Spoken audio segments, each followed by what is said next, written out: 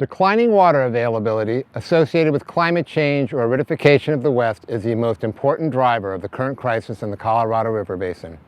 Brad Udall, an expert on acidification processes, explains by showing what's happened to water levels in Lake Powell and Mead. Less snow in the Rockies and other mountains, combined with hot, drier soils in the watershed, means that watersheds provide smaller flows into the tributaries which feed the Colorado River. Water availability in the system has fallen by more than a third from the amount allotted in the Colorado River Compact Agreement made 100 years ago. Because total water use has not declined commensurately, Lake Powell and Lake Mead, the system's two main reservoirs, have been drawn down like savings accounts to historic lows. They are both under 30% of their capacity and approaching dead pool levels where hydropower generation will become impossible. Even releasing the water downstream might become infeasible without major infrastructure investments to move the water around the dams. The other important driver behind the crisis is the rising demand for water in the West. Historically, irrigated agriculture accounts for 70 to 80% of Colorado River water use. Most agricultural water use is for irrigating crops like grass, hay, and alfalfa that feed livestock in the region, elsewhere in the United States, and even as far away as Japan, China, and Saudi Arabia. In Utah, these forage crops account for about 80% of the crop revenues and farmland use. Major farming areas in Arizona and California also grow huge amounts of forage using their Colorado River allotments. Winter vegetables like salad greens are grown in Yuma, Arizona, and in parts of the Imperial Valley of California, so forage crops are by no means the whole story. Water rights in the West are determined by first use, first right. So many farmers, like those in the Imperial Valley and Yuma, have superior legal rights to the water, rights that date back to the turn of the 20th century. And these rights are a big share of the Colorado River allotments.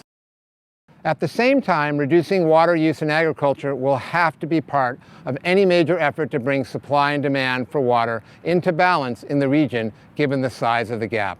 That will probably require fallowing some agricultural lands on a rotating basis. Urban and municipal water use accounts for most of the rest of the water demand along the Colorado River. 40 million customers in metropolitan areas all across the Southwest depend on the river for much of their water. And this number rose sharply over the past 25 years as population growth in the southwestern United States took off. During the same period, municipal water conservation efforts have advanced. Surprisingly to many, Las Vegas has done the most to conserve water. There, and in many metropolitan areas, population grew substantially over the past 10 to 20 years, while total water use held steady, meaning that average consumer water use rates fell. Reducing outside water use for lawns, pools, and gardens has been one major means to conserve in urban areas. Xeriscaping is a modern approach using native plants in dry areas. Water recycling is another, a more large-scale investment that has been pursued in Denver, Phoenix, and Las Vegas. More water recycling efforts are coming online in places like Oceanside and San Diego, California. Meanwhile, in Utah, less progress has been made in advancing water conservation. Climatologists blaming unrelenting high temperatures and a record western drought made more severe by climate change being blamed for the lowest water level ever seen in Utah's Great Salt Lake. Since the 1980s, it's fallen by 2/3, from 3,300 square miles to less than 1,000. And what's most amazing is that this crisis is happening in sight of one of the fastest growing urban areas in America, Utah's Wasatch Front. It's a metropolitan area with 2.5 million people that's sandwiched between the Great Salt Lake and the Wasatch Mountain Range. As a result, major cuts in many urban and municipal areas may be hard to make. And as Cynthia Campbell explains, you cannot fallow a subdivision. If IID or any of the large agricultural interests had to suddenly take large amounts of acreage out of cultivation, that does not compare. You can't fallow subdivisions. There are three more important pieces to the Colorado River situation beyond the supply-demand imbalance. First, Indian tribes across the Southwest are seeking to secure and expand their historic and potentially most senior claims to Colorado River waters. Their water rights, if expanded, could reshape water use and environmental outcomes, but this role is still emergent, not yet dominant, and is a subject of another video. Second, the Colorado River once nourished major wetlands. It actually ends now well before it even gets to Mexico, and the U.S. owes Mexico more water than's being delivered. Finally, many ecosystems along and near the Colorado River system are in duress. As water levels fall, water temperatures rise, soil replenishment, and other local ecological processes suffer due to declining water flows and acidification of the West. This last point means that water rights for the environment are not accounted for by private and collective decisions about how to allocate the scarce water. They are not part of the beneficial use rules governing the river, and so they have to be brought into the discussion. And in 2022, we've reached a threshold much sooner than decision makers all along the river were prepared for. As Lake Mead, the nation's largest reservoir, is on track to soon hit its lowest level ever recorded. This part of the Colorado River system is a crucial water supply for Las Vegas, Phoenix, and Southern California. It makes the vast agricultural land of the desert Southwest possible. The region is near a breaking point with respect to the viability of the system. As the Bureau of Reclamation Commissioner Camille Toton said recently, "You'll see a similar fact pattern in every major river basin. Hydrologic variability, hotter temperatures leading to earlier snowmelt, dry soils, all translating into earlier and low runoff. This is coupled, as the committee has mentioned, with the lowest reservoir records on record. There's so much to this that is unprecedented, and that is true. But unprecedented is now the reality and the normal in which reclamation must manage our systems. A warmer, drier West is what we are seeing today." While Reclamation and its partners have been successful in conserving water in Lake Mead and Colorado River system reservoirs, more needs to be done as the system reaches critically low water levels. The system is at a tipping point. So here's what the Colorado River system actually looks like. It's divided into two basins, the upper basin and the lower basin. Most of the water flows from mountains in the upper basin in Colorado, Wyoming, Utah, and New Mexico into the system.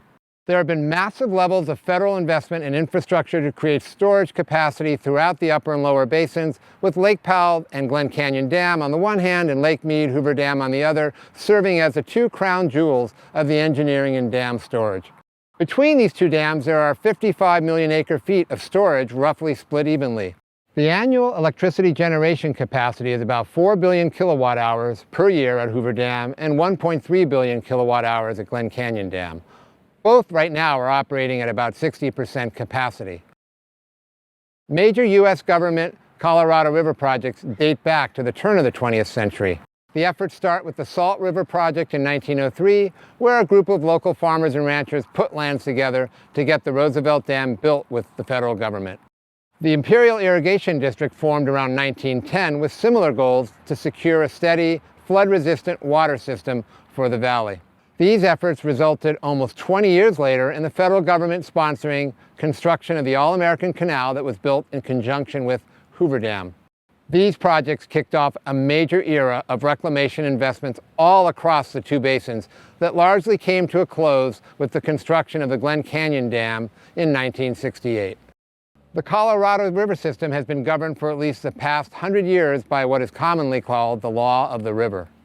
The 1922 Colorado River Compact allocated 15 million acre-feet per year, evenly split between the upper and lower basins, each receiving 7.5 million acre-feet. In 1944, the Mexican Water Treaty allotted to Mexico a guaranteed annual quantity of 1.5 million acre-feet of water from the Colorado River. Together, these two allotments totaled 16.5 million acre-feet. As a point of comparison, annual flows in the watershed over the past 20 years have been close to 12 to 13 million acre-feet per year. The big gap between these two numbers, 16.5 and 12 to 13, is why experts often refer to the system as having a structural deficit, allotting more water than is available from the watersheds. Now, there have been many modifications in the rules since then, the details of which are covered in our Law of River video. But court rulings, local agreements, and legislation have shaped the priority of rights to water, distinct roles in managing the system, and so forth. And this process is often called the grand bargain within the law of the river. In the upper basin, actual water allocations are based on shares of the water that are available once they've met their commitments to supply a 7.5 million acre-feet allotment to the lower basin. The lower basin has senior rights, and historically they have used not only all of their 7.5 million acre-feet, but often much more, upwards of 10 million acre-feet. Since the 2000s, there have been several efforts made to confront declining water supplies along the Colorado River, and these efforts are also covered in more detail in another video. But in short, in 2007, interim guidelines were developed to help guide drought management choices with the intention to replace them in 2026 with new guidelines. Further drought contingency plans were pursued in 2019, with a major addition in 2021 that involved cutbacks and emergency measures. These efforts were all aimed at helping ease the supply-demand gap, especially at the two dams as their water levels were dropping precipitously. And they were also aimed at providing space to get to the 2026 guideline discussions. But here we are in the mid-June of 2022, and the 7 states, the 30 tribes, and ostensibly the Mexican government have been instructed by the U.S. government to construct, by mid-August, a plan to cut 2 to 4 million acre-feet, or about 20 to 33% of current river use, starting in January of next year, 2023. In the grips of a prolonged and historic drought, tonight the U.S. Bureau of Reclamation announcing unprecedented water cuts to states along the Colorado River, the lifeblood of the American West. If they cannot come up with a common plan, then the Bureau of Reclamation will announce its own plan. Simply put, everyone is facing a full-blown system crisis at the same time as they're supposed to be initiating discussions on the 2026 guidelines for future river management. It seems likely that these two lines of discussion are inexorably tangled together now.